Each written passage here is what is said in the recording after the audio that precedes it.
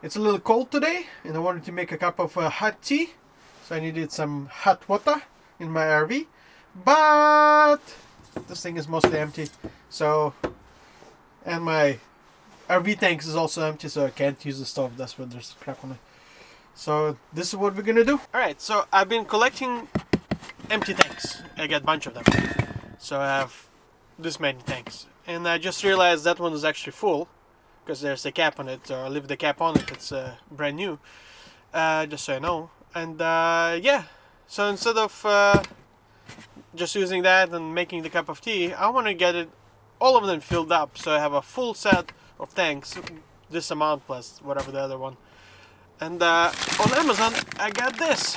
This is the fill adapter for these guys, for the tanks, with a hose type, not the little dingy thingy. This is a hose that makes it a little bit easier because I don't want stuff. Anyways, so let's get it set up and I'll show you how it's done. So one thing that you want to make sure, because you need the scale, is that whenever you fill them up, you only put 1 pound of propane or less. You don't want to overfill them. Like this can hold maybe like 3 pounds of propane. You really don't want to do that, because once the temperature goes up and gets hotter, the pressure builds up, and these things will just explode. They won't just like fizzle or anything like that. They'll just go ba-bam, like, well, much lighter than that. That's why the big boys, the big propane tanks, like this one, 25 pound, 20, whatever, 15 pounder, it has a safety relief valve right here built in. So if the pressure builds up too high on this guy, then the valve will open and it will go psh. If there's fire nearby, it'd be like a jet stream though. So if you compare in size, this is 3 or 4 times less dense of propane than this guy. So that's why these guys can be filled up a lot more over these guys. So, so let's measure. So if I put an empty tank on this thing, it's 14.7 ounces. If I empty it out there 0 and I put a full tank, it's just a little bit over a pound. So that's what we're going for, just a little bit over the pound. It's also a good idea that you can mark the tanks. I'm just gonna put 15 ounces on all of them. I'll measure some of them, because some brands are different, but all of them pretty much made at the same place. So just right.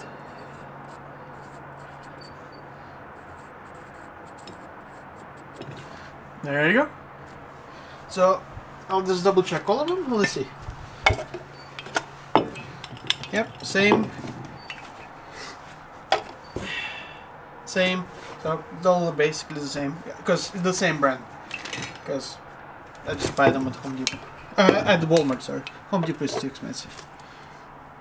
There you go. Alright, let's get back into setting up the refill station. Okay, it's actually working. So it's refueling. I didn't reset the scale at the proper time, but I'll let it go till like it hits 14. So we're looking for basically so it's 15 plus 16, so that's 31. So I'm going for 30 ounces. It's gonna be perfect. So let's just change units to ounce. There. Oh, it's already there. Alright, cool. So let me show you. Okay, here's the new tank. So that one I just removed. It actually has 25 ounces because I forgot the weight of the hose. So I'm just gonna open it. Here you go. Yes, the hose is about 5 ounces, the weight. So you can see. Let me get closer. It's going.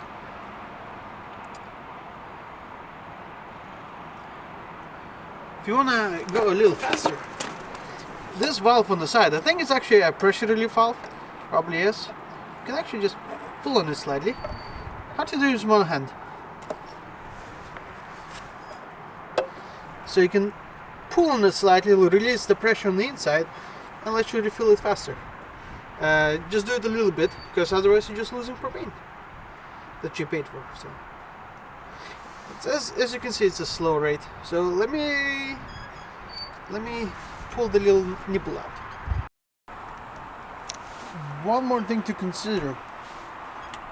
This is, I think, my 4th tank, right there. Well, the propane in this thing is frozen basically.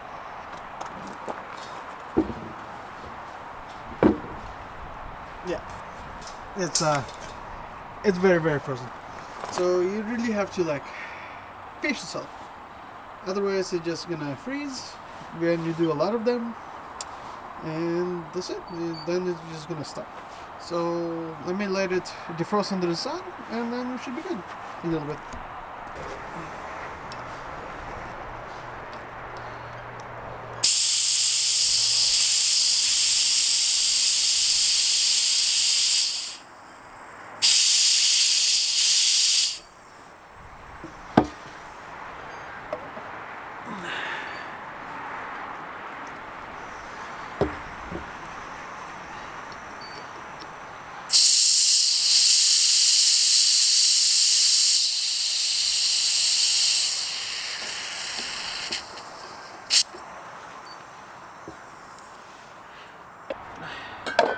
By the way, this hose is also leaking a little bit, but enough to annoy me.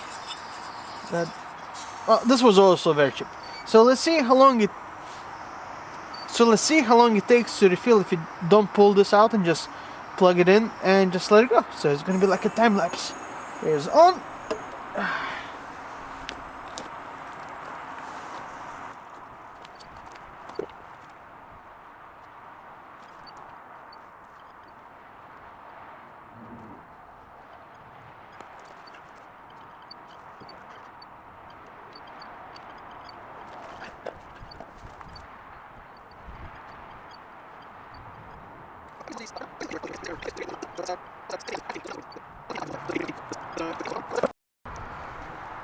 One thing to remember with liquid propane and your skin, that's a frostbite right there.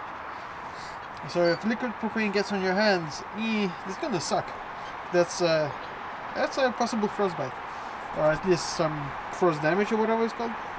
So prolonged exposure to liquid propane is a problem with frostbite rather than like infection or anything like that.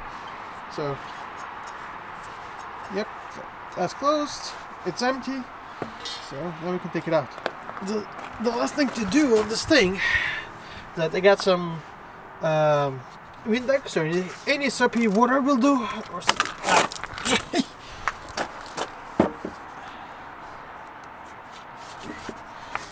Any soapy water will do, and just spray on the ports. Make sure there's no fresh bubbles forming.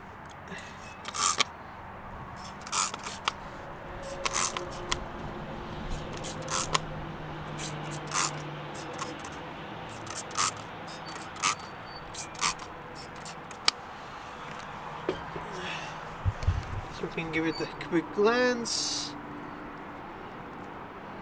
and yeah, no leaks. Very good. So time to pack all of this up. Quite frustrating that the tank is leaking, but whatever. I used up roughly 80 ounces plus whatever leaked out. So there's still a good amount of propane left, so just refill again. So there you go. That's how you do it. And here we go. Making tea. This fresh propane. Well, the propane doesn't really go bad, but yeah, you got the point. Got this. Question is, which should I make? Let's see what we got. Got a variety pack. I guess the first one. Lady Grey. I'll take it. Thank you very much, Lady Grey. There goes there. Do I have sugar? I might even have some sugar. I think I should. Maybe in the closet. It's further in we go, the darker it gets. I got salt. Well, I'll find sugar eventually. I remember having some, so we'll let this boil. I got my little camping mug over there. Really should get the regular mug. And yeah, ready to go. Yeah, baby. Come on, tea, boil, boil.